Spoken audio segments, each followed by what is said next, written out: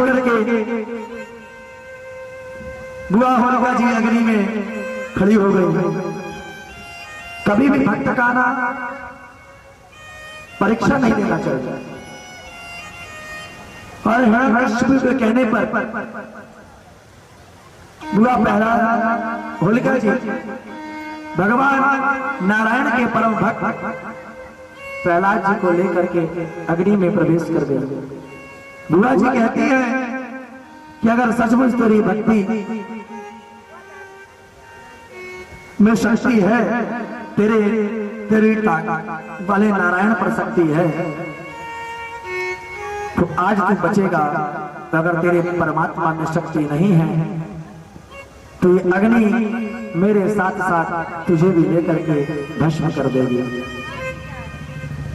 बुआ जी प्रहलाद को लेकर के गोद में बैठा करके अग्नि में प्रवेश करती है। पर धन्य है कन्हैया तेरी कृपा, धन्य है नारायण तेरी कृपा। वहां पर बुआ जी के मन में ही द्वेष की भावना चल रही थी। पर धन्य है प्रहलाद जी जैसे भक्त कि अग्नि में भी बैठ करके अपने अंतिम समय पे भी भगवान नारायण का गुणगान कर रहे थे, भगवान श्रीमन नारायण का गुणगान कर रहे थे, भगवान कन्हैया का गुणगान कर रहे थे। तो अग्नि जो ही अग्नि ने जलना प्रारंभ किया, बुआ होलिका जल करके खाक हो गई और प्रहलाद जी महाराज के ऊपर एक आंच भी नहीं आई। भक्त की इच्छा पूरी करने के लिए भगवान न जाने किस रूप में आते हैं, न जाने कौन से गुण पर दया निधि जाते हैं। ऐसा कौन सा न जाने, अगर आपने आधे घंटे भी भगवान का नाम लिया है तो वो भी आपका मंगल करने वाला होगा। कभी व्यर्थ नहीं जाने वाला आपका किया हुआ भजन। अब तो निर्णय आपके हाथ में है। और भक्तों, मैं तो कहता हूं कि भजन कर लीजिए। क्यों? क्योंकि जो समय मिला है ना, ये कभी लौट करके आने वाला नहीं है।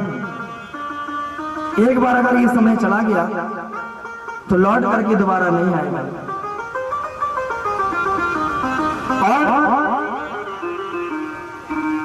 ऐसे ऐसे भक्त जिनका दर्शन करने के लिए स्वयं भगवान इस धराधाम में प्रकट होते हैं, धराधाम में आते हैं, अपने भक्तों की समस्त इच्छाओं को पूरा करते हैं। प्रभु ने जहां अपने चरणों में पड़े हुए पुत्र प्रहलाद को देखा तो तुरंत खड़े हो गए और अपने दोनों भुजाओं से प्रहलाद को उठा करके गोद में बैठा लिया। हे प्रभु, हम तो ऐसे भक्त प्रहलाद की तरह नहीं बन सकते कि आप हमें गोदी में उठाएं, पर हम आपकी भक्ति करने में कोई कमी नहीं करेंगे, पर आप गोदी में ना उठाएं। पर अगर आपने अपने हाथों से ही हम सब पर कृपा कर दी तो हम भी अपने आप को प्रहलाद जैसा ही भक्त समझेंगे। धन्य है प्रहलाद जैसे भक्त इस भारत भूमि पर।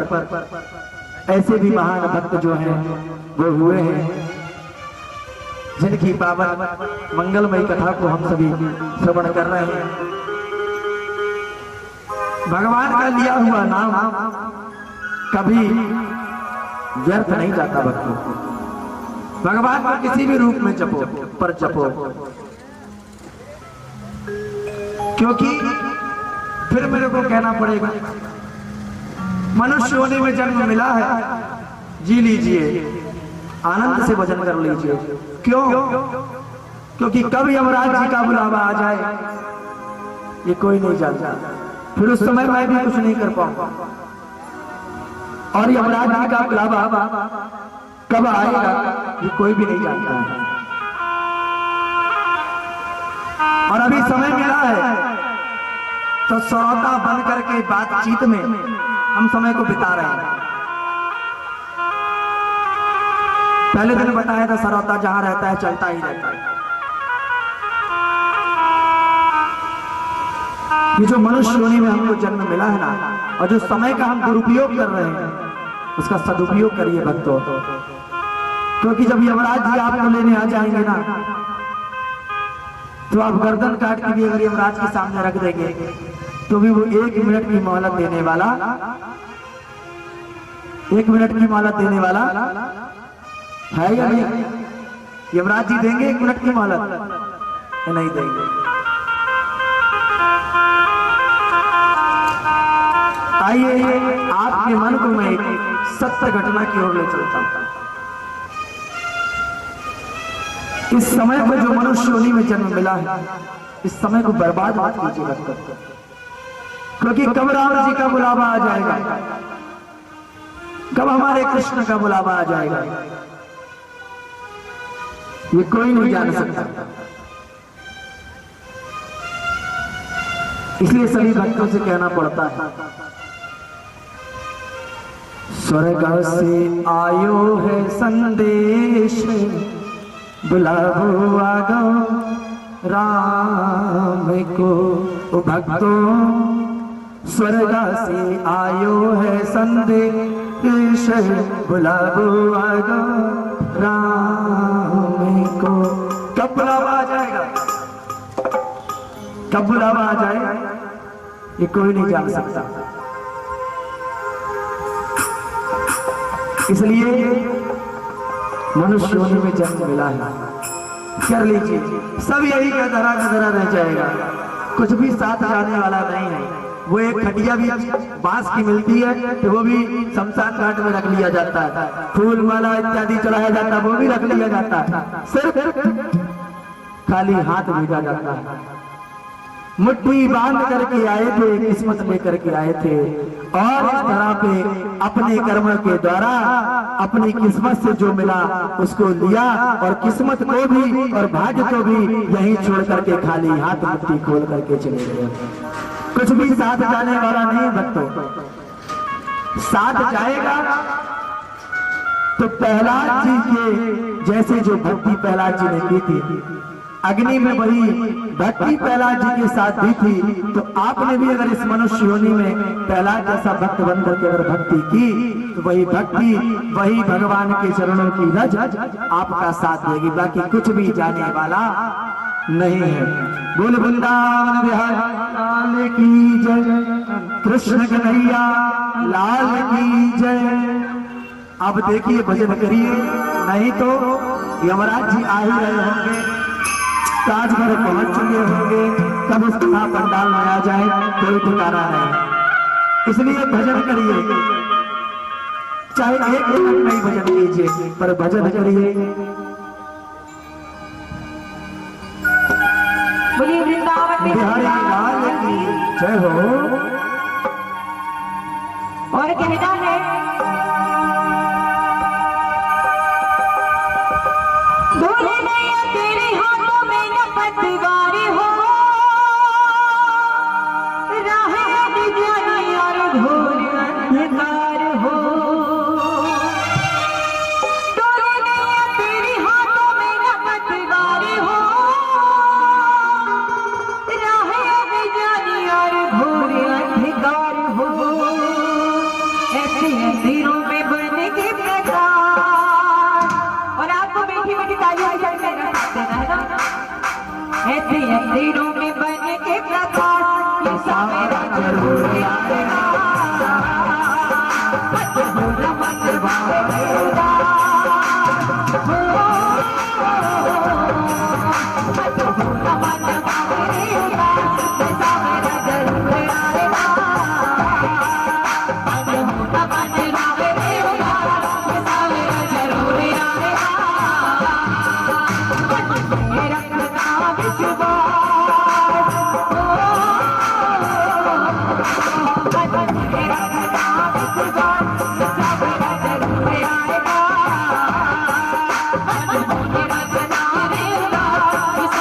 जरूर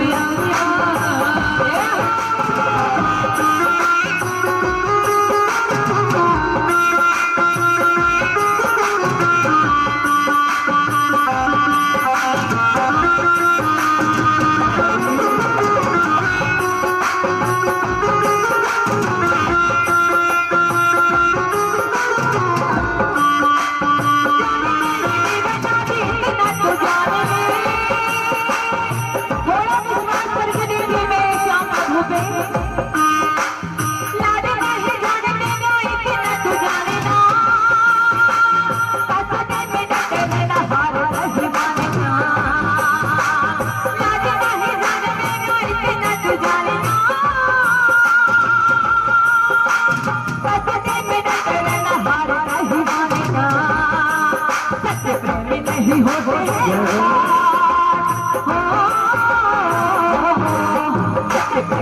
नहीं होते हैं उठा ये सावरा जरूर आएगा हमारे बाबे रे उठा ये सावरा जरूर आएगा तेरा सुना बिचवा तेरा सुना बिचवा तो भैया मन में रखना विश्वास किसको विश्वास है मेरे श्याम प्रभु में जरा दोनों हाथ उठा के बताइए पीछे वालों को नहीं है तो दोनों हाथों को जोड़िए मिलाइए और कहते हैं क्या मत भूलना मत बाबे रे उठा सावरा जरूर आएगा मत भूलना मत बाबे रे उठा सावरा जरूर आएगा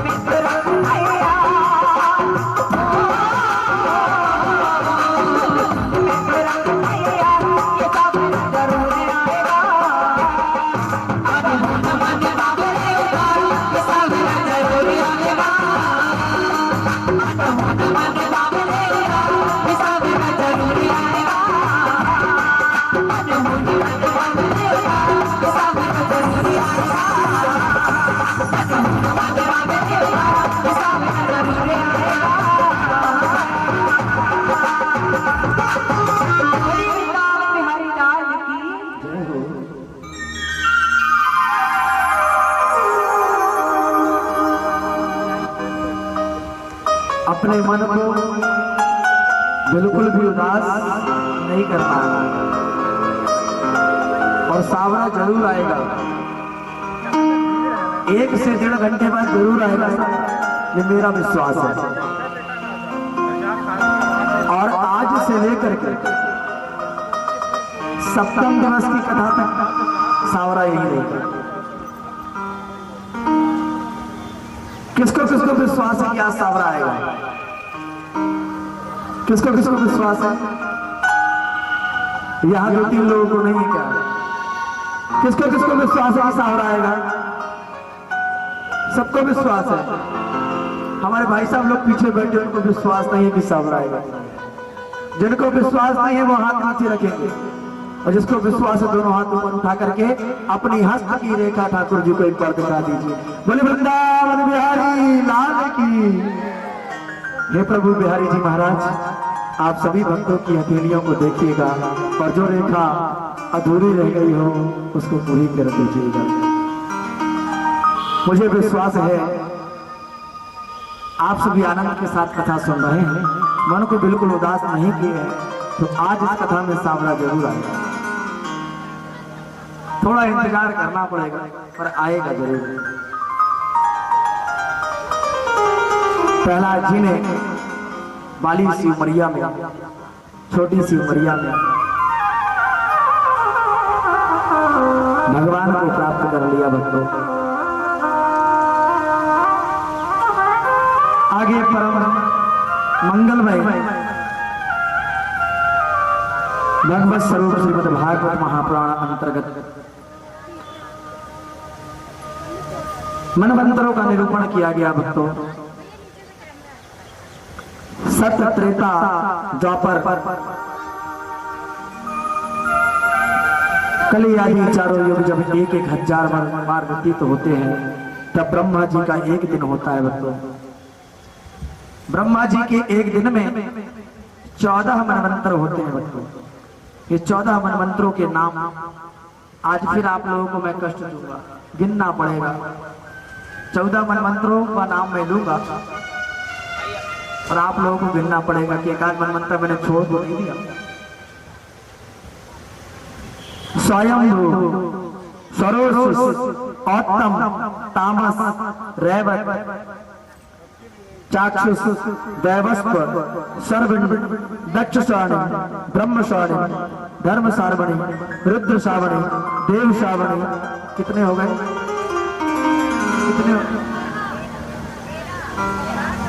कितने? 13 कि 12? तो फिर अब एक कौन सा रह गया भाई? इंद्र सावणी। 14 मनवंतर।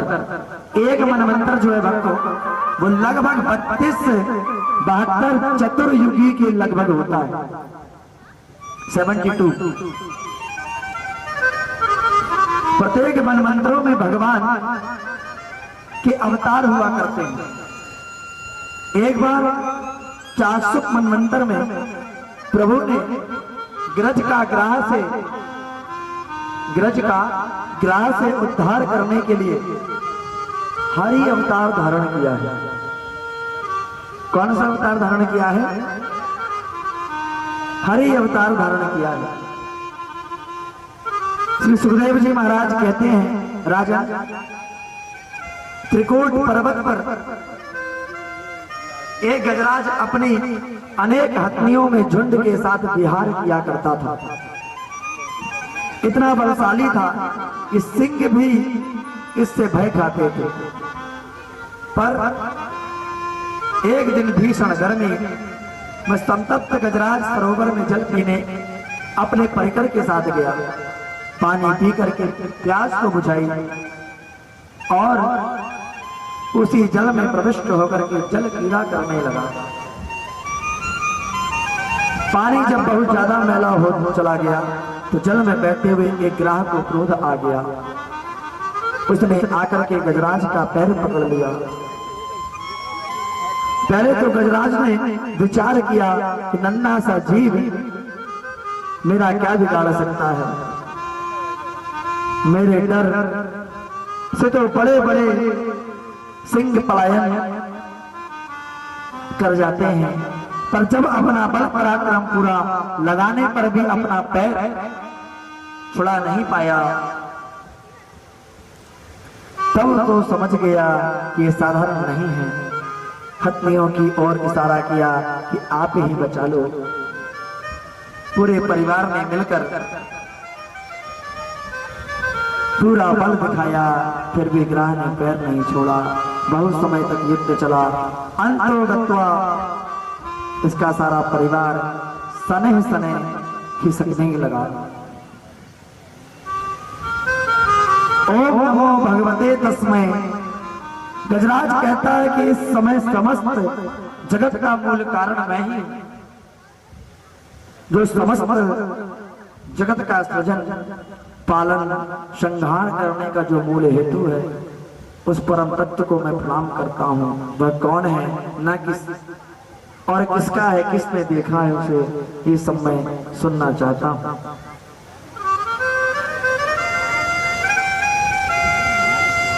तब गजराज की तरह अभिमान में भरे बैठे हो तो आओ तुम भी मेरी तरह गज बन जाओ, हाथी बन जाओ।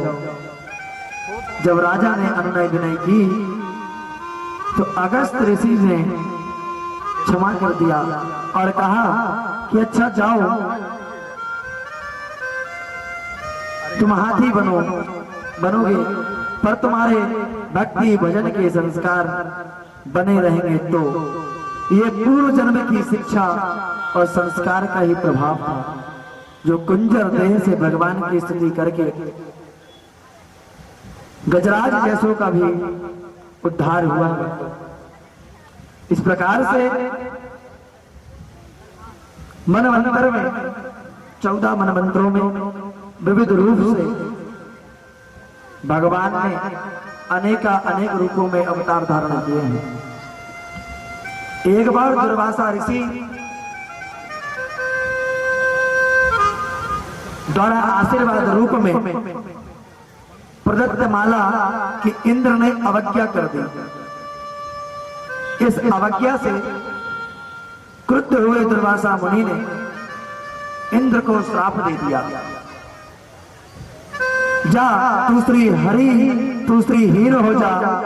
शुक्राचार्य जी को पता चला कि इंद्र स्त्री से हीन हो गए। स्त्री यानी क्या होता है? स्त्री से हीन हो गए। स्त्री मतलब, जोर से बोलो,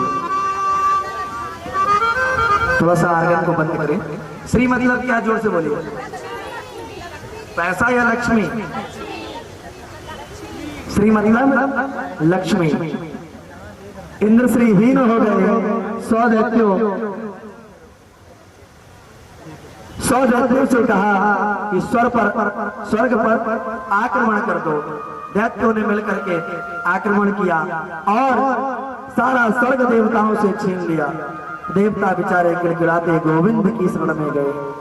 भगवान बोले, भाई तुम्हारा श्री वैभव समुद्र में समा गया है, समुद्र मंथन करो तभी तुम्हें बल पराक्रम प्राप्त होगा। देवताओं ने पूछा, महाराज हम समुद्र मंथन कैसे करें? भगवान बोले, तुम अकेले नहीं कर सकोगे, अतः दैत्यों से सहयोग लो। जैसी परिस्थिति विपरीत आई तो सर्प ने भी चूहे से मित्रता करके अपना काम चलाया है।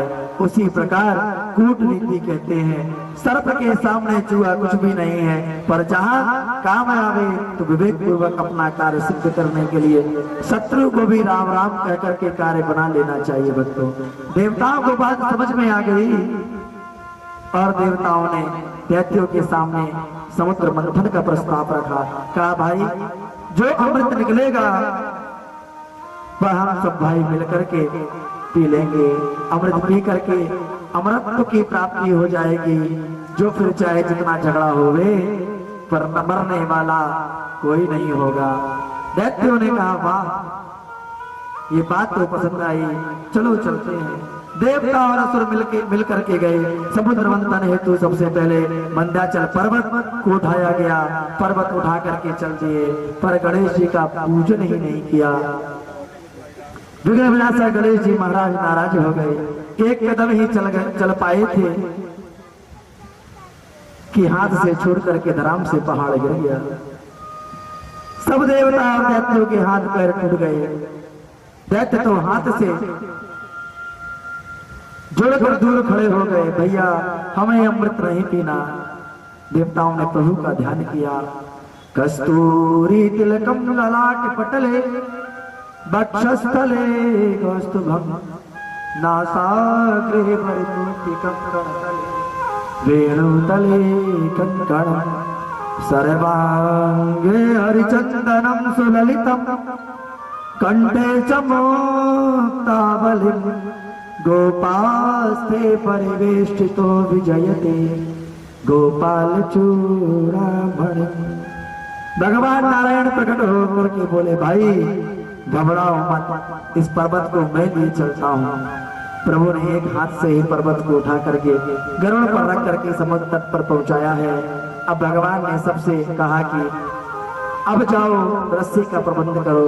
सब मिल करके वासुकी नाग के पास गए, समुद्र मंथन कार्य में रस्सी बनने हेतु प्रार्थना की।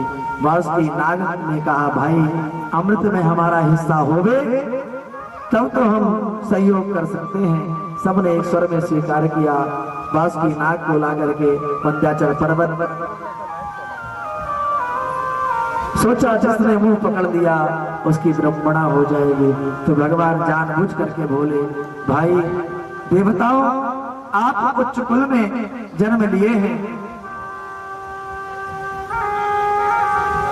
ब्रह्मनिष्ठ हो, इसलिए आप लोगों को आगे लगना चाहिए। अब दैत्यों से कहा, जाओ जा करके पूंछ की तरफ लग जाओ।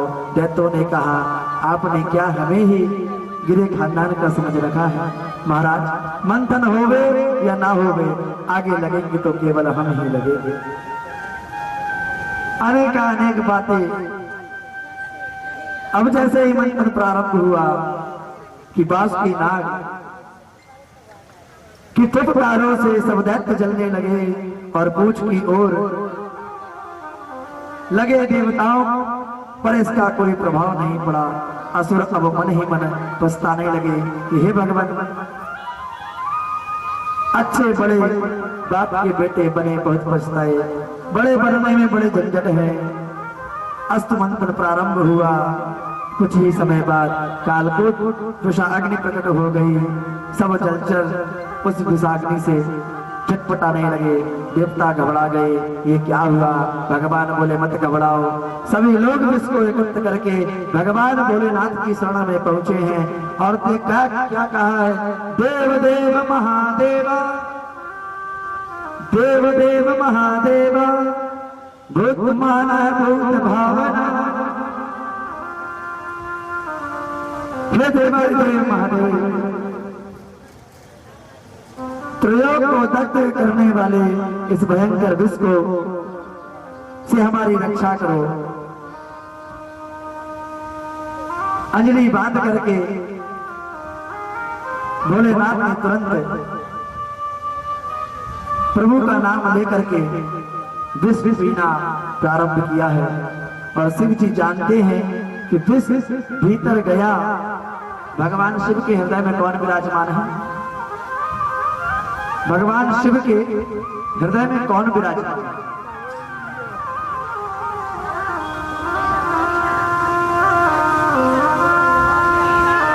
श्याम।